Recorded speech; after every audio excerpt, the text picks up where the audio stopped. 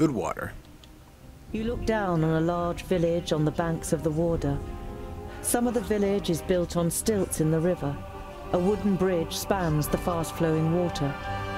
A huge wooden palisade has been erected to protect the village from attack.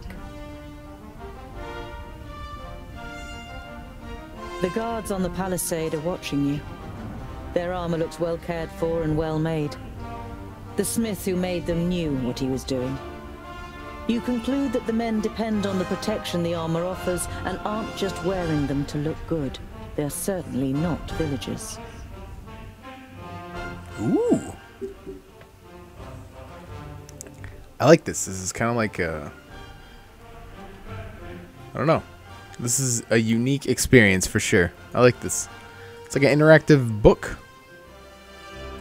Which I guess was kind of the point. I don't know. But I'm enjoying it so far.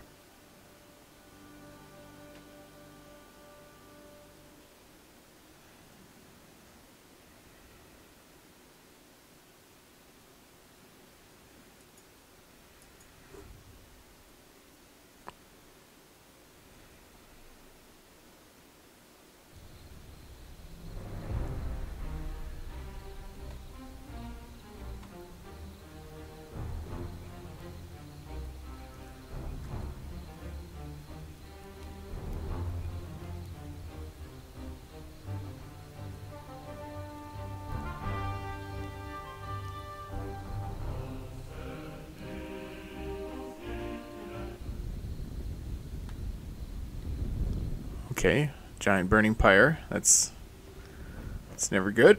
I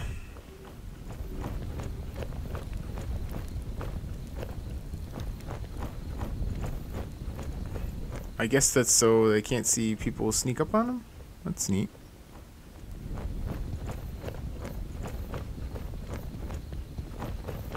Sorry guys, I gotta...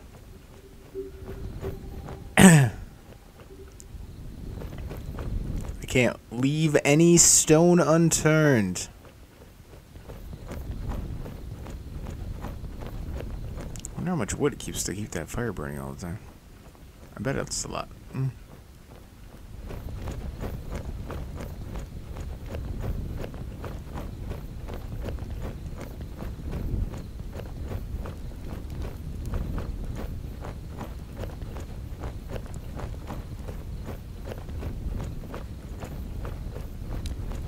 Why would you make this such a huge area? You know I'm gonna look at it. Damn you developers. I get the feeling that there's gonna be a battle here.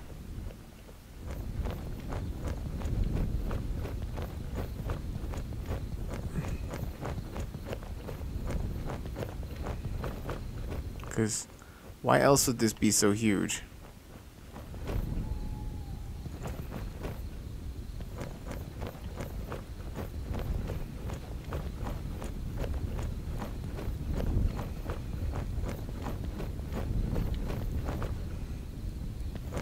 There are small fires burning every 50 steps or so. They are intended to light up the area in front of the palisade in the night, so that orcs can't creep up to within an arrow's reach without being seen.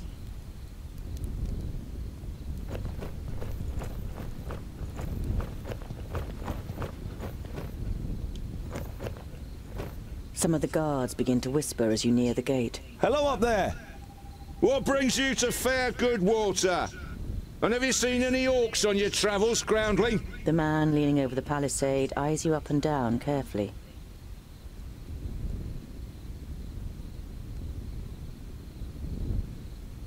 Goodwater is well known for its hospitality. A fact that you've just made up yourself. Let me in, and I will tell other travelers all about it. I regret to inform you that we cannot allow you to enter. The gates stayed closed once night has fallen. There is certainly no regret showing in the man's face. The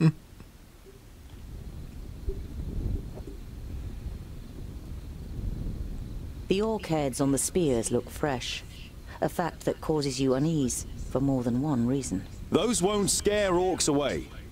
I hope not. The more orc heads that end up on those spears, the more gold coins that end up in our pockets. Right, boys? Yeah! That's right! Yeah! We've killed our fair share of orcs and know how to motivate them. Those ugly mugs will spur them on, and then they'll perish in front of our gates. Two things become clear to you. Firstly, that the mercenaries the villagers have hired are excellent at killing orcs, and secondly, that they sadly have no brains at all. When did you kill these orcs? Yesterday. We caught a couple of their scouts first. The others tried to take revenge in the evening. Let's see who'll turn up today.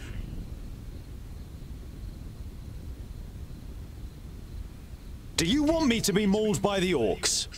Let me in. You're pleased to notice that your voice sounds more accusatory than worried. The free peoples of Girdlegard have always stood side by side against the beasts of Tion. The mercenary seems to weigh up his options, but then shakes his head. Put a few miles between yourself and us, and then you should be safe. As safe as you can be these days.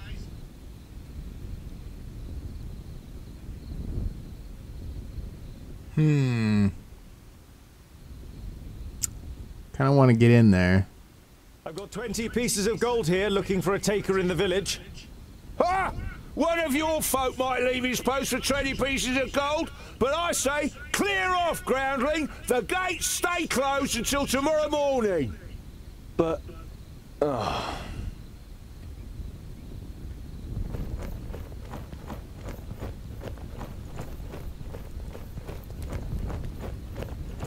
You think about waiting by the fire until the morning. At least you wouldn't have to go cold.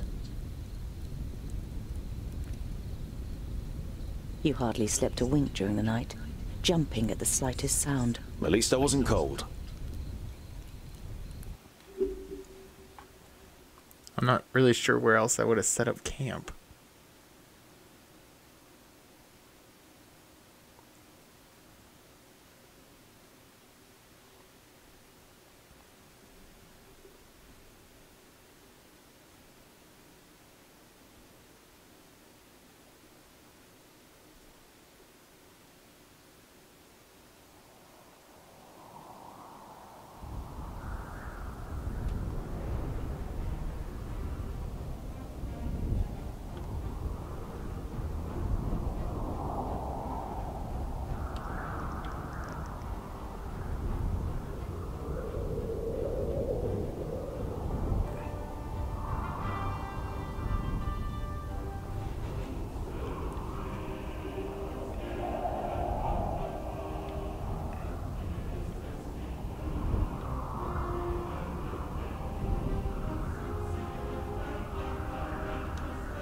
An uneasy feeling has been your constant companion since you left Goodwater. Every little sound in the forest makes you fear you've been discovered by a horde of orcs. But you reach the end of the day without bumping into any of the greenskins. It seems as though Vrakas has granted you one more day in Girdlegard. As night begins to fall, you pass a large oak tree and decide to call it a day. Near the oak tree is an abandoned camp with a fireplace, which appears to be a couple of days old.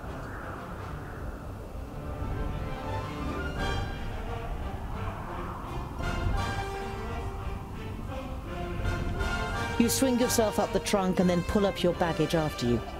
You're prepared to sleep in a tree like a bird if it means escaping the orcs' attentions. You sling your rope twice around your stomach and the trunk of the tree to stop you from falling accidentally. You close your eyes and dream. You see North Pass and smell the fresh, icy wind that sweeps over the peaks of Great Blade and Dragon's Tongue. But the harmony is interrupted by the hideous roar of an unending flood of orcs throwing itself unceasingly against the fortification. You smell the disgusting green blood of the orcs and taste the rancid fat of their armor on your tongue. The bitter taste becomes stronger until it's unbearable and wrenches you out of your dream. You open your eyes and are surprised at the brightness as a glance at the sky confirms that it's still night. Your eyes move towards the ground, and what you see makes the blood in your veins freeze. Oh, shit.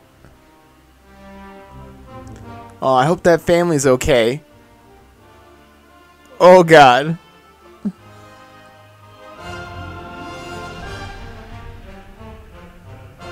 The family's gonna die, aren't they?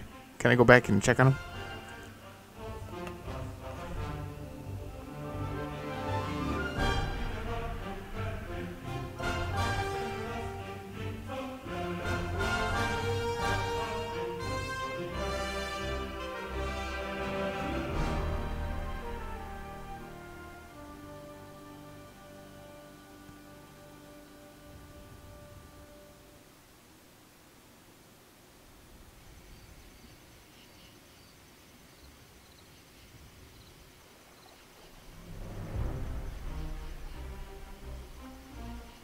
You can do it, Xbox. I believe in you.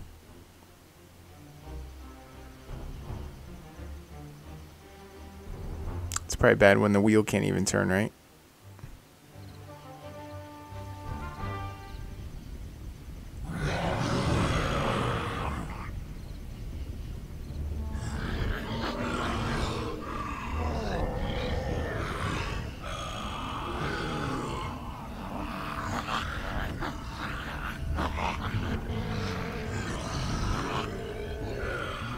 I am Sinthras of Son Balsur.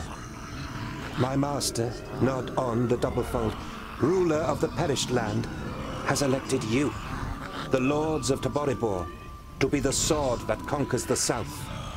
You mean you want us to put our necks on the line and be killed by some magus? Lord Jonan and the others will be taken care of. Your task is to create a diversion in the south until my master's plan succeeds. And which of us is the leader? The one that conquers the most land. So Kragnar will be the new Grand Lord. He glares at Ushnots and Bashkug.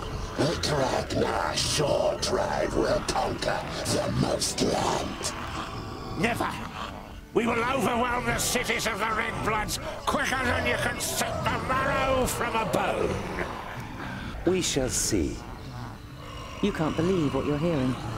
If the beasts of Tion ride into battle together, catastrophic cycles lie ahead for Girdlegard.